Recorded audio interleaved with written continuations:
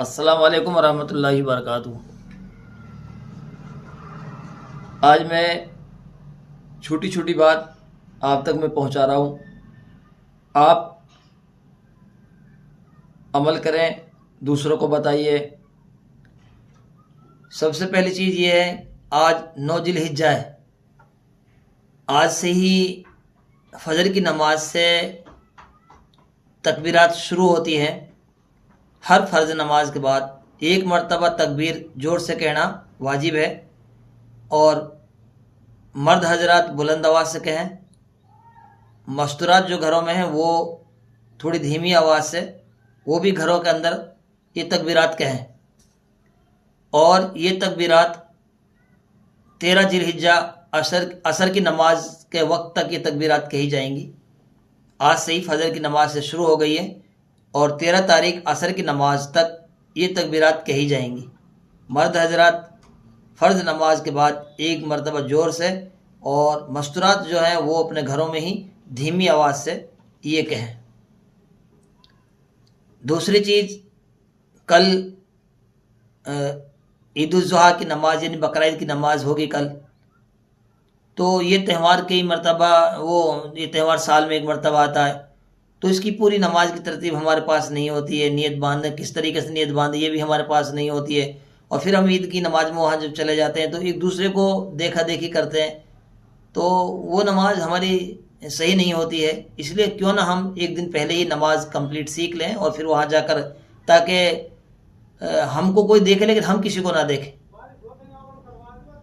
इसकी जो नमाज, ये 2 रकात नमाज ही है, इसकी नियत मैं ईद उल ज़ुहा या मैं बकरा ईद की नमाज पढ़ता हूँ माँ 6 ज़ायद तकबीरों के वास्ते अल्लाह के, और दुआ वास्ते अल्लाह के, और मुँह मेरे काबा शरीफ की तरफ पीछे से इमाम के। नियत मैं बकरा ईद की नमाज पढ़ रहा हूँ 2 रकात 6 ज़ायद तकबीरों के साथ, इस तरीके से कह लें, या मैं बकरा ईद की नमाज पढ़ रहा हूँ, तब भी चल जाएगा काम। तो 6 ज़ायद तकबीरों के साथ मैं ये 2 रकात नमाज पढ़ रहा हूँ ईद उल ज़ुहा की। इमाम साहब सबसे पहले वो हाथ उठाएंगे, आप भी हाथ उठाकर हाथ बांध लें, जैसे हाथ बांध लिए।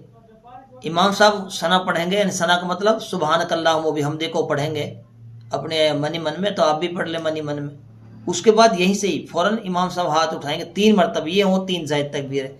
हाथ उठाकर छोड़ दें, हाथ उठाकर छोड़ दें, हाथ उठाकर छोड़े नहीं, बांध लें, ये 3 तकबीर होगी। और फिर सूरह फातिहा पढ़ेंगे, उसके बाद कोई सूरत मिलाएंगे, और उसके बाद एक रकात मुकम्मल हो गई। दूसरी रकात के लिए इमाम साहब खड़े होंगे और सबसे पहले सूरह फातिहा पढ़ेंगे, उसके बाद सूरत मिलाएंगे, और उसके बाद जब रुकू में जाएंगे, रुकू में जाएंगे नहीं, लेकिन रुकू से पहले ही 3 तकबीर ज़ायद कहेंगे, और चौथी तकबीर में रुकू में जाएंगे। इमाम साहब रुकू से पहले ही हाथ उठाएंगे, छोड़ दें, हाथ उठाएंगे, छोड़ दें, हाथ उठाएंगे, छोड़। अब चौथी तकबीर कहेंगे, तो फिर आप उसमें जाइए, यानी रुकू में जाइए, और इस तरीके से 2 रकात मुकम्मल आपकी हो जाएंगी। अब इसमें जो सबसे ज़्यादा अहम चीज़ वो है खुतबा सुनना, क्योंकि खुतबा के दौरान बात ना करें। कोई जा रहा है तो उसको जाने दो, कोई बात कर रहा है तो उसको करने दो, लेकिन आप खामोशी के साथ खुतबा सुनिए। जब आप खुतबा सुनेंगे खामोशी के साथ और मुकम्मल खुतबा सुनेंगे, तभी आपकी नमाज मुकम्मल मानी जाएगी। ये ईद उल ज़ुहा यानी बकरा ईद की नमाज की तरतीब हो गई है। तकबीरात कहते हुए जाएं, तकबीरात कहते हुए आएँ, खुशबू इस्तेमाल कर, अच्छे कपड़े पहने, एक दूसरे से मुसाफा करें, अपने गलतियों का एहसास करें, और आपस में प्यार मोहब्बत का पैगाम दें, और सभी के लिए पैगाम दें। ये पूरे देश भर के लिए, अपने देश के लिए दुआ करें, अपने मुल्क के लिए दुआ करें। अपने मुल्क में जो इस तरीके से जो आज नफ़रत का दौर चल रहा है वो ख़त्म हो जाए, और आपस में सब हिंदू मुस्लिम सिख ईसाई सब आपस में प्यार मोहब्बत से रहें। हम सब प्यार मोहब्बत से रहेंगे तो ये मुल्क भी प्यार मोहब्बत से तरक्की करेगा। अगर हम नफ़रत करेंगे आपस में, तो ये सबसे बड़ा नुकसान अपना मुल्क का है। 2 चीज़ें हो गई। तीसरी चीज़ जो कुर्बानी का मसाइल, कुर्बानी के बारे में अल्हम्दुलिल्लाह हमें फ़ख्र है कि मेवात में 100%, बाकी पूरे मुल्क की मैं कह रहा हूँ, पूरे मुल्क में कहीं भी गाय की कुर्बानी नहीं होगी, और न हम गाय की कुर्बानी को होने देंगे। इसलिए जमीयत उलमा 2006 से ही आवाज़ लगाती आ रही है कि गाय की कुर्बानी से हमारे मुल्क में हमारे हिंदू भाइयों को तकलीफ़ होती है, तो क्यों ना हम उसको छोड़ दें।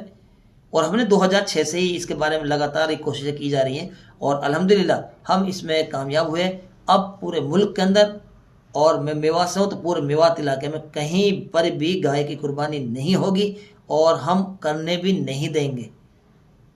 और अब जो चीज़ें आगे हैं वो सिर्फ बकरा है, बकरी, बकरा, भेड़ या फिर पड्डा है, भैंस वगैरह है, उनकी जो कुर्बानी होंगी उनकी करें, लेकिन उनमें भी हमें ख़ास तौर से ख्याल रखना है कि हमें ऐसे काम नहीं करने जिससे किसी को तकलीफ पहुँचे। चाहे रास्तों की सफाई रखें, पूरे गांव में रास्तों की सफाई रखें, और अपने अड़ोस पड़ोस में अगर हिंदू भाई है, अगर वो उसके लिए भी हम गोश्त वगैरह दे सकते हैं। अगर बकरा के गोश्त वगैरह हमको खा सकता है तो वो उसको दे सकते हैं, उसका खाइए वो भी।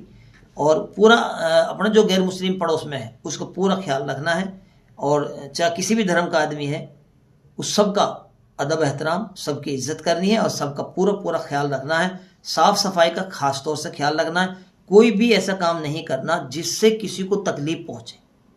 ये खास तौर से मैं जमीयत उलमा हिंद के प्लेटफॉर्म से मैं आपको बात कह रहा हूँ। कुर्बानी के दिनों में इसका कोई बदल नहीं, लेकिन कुर्बानी के दिनों में किसी को ऐसा कोई काम ना करें जिससे हमारे मुल्क और मुल्क में बसने वाले किसी, चाहे हिंदू मुस्लिम हो, हिंदू हो, चाहे सिख हो, चाहे ईसाई हो, किसी को कोई ठोस पहुंचे, किसी को कोई तकलीफ पहुंचे, ऐसा कोई काम पूरे मुल्क में ना करें। इसलिए हम इन तमाम बातों का ख्याल करें और ये वीडियो ज़रूर आप पहुंचाइए एक एक आदमी तक, ताकि ये बातों पर अमल किया जा सके और ताकि इन बातों पर ध्यान किया जा सके, एक दूसरे तक ये बात पहुंचाई जा सके।